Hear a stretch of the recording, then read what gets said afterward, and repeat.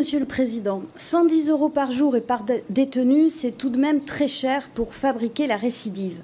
Dans un rapport paru en octobre 2023, la Cour des comptes a évalué le coût de la surpopulation carcérale, 4 milliards d'euros par an. En 2025, 23 établissements ou quartiers ont une densité supérieure ou égale à 200% de leur capacité de fonctionnement, rendant les conditions de détention absolument infectes. Cette indignité rejaillit en cascade sur les conditions de travail des agents pénitentiaires et travailleurs des services d'insertion et de probation, et je salue la nouvelle journée de mobilisation qu'ils organisent demain pour s'opposer à la contre-révolution pénale du sinistre Darmanin. La prison coûte trop cher, je vous rejoins sur ce point.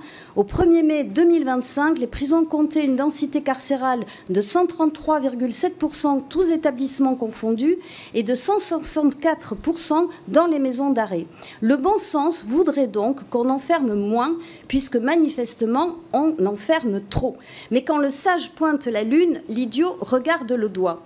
Au lieu de remettre en cause votre populisme pénal absurde, vous vous complaisez dans la démagogie carcérale en proposant de faire payer les dizaines de milliers de personnes qui croupissent dans ces lieux infernaux.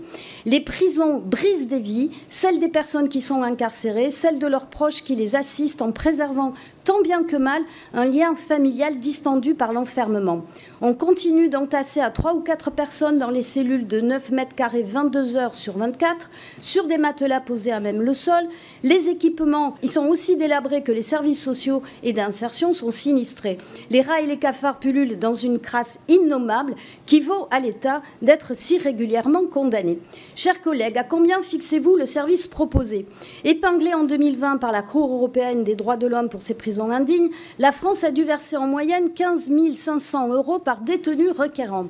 Près de 80 000 détenus sont confrontés à des conditions analogues, ce qui représenterait environ 1,25 milliard d'euros.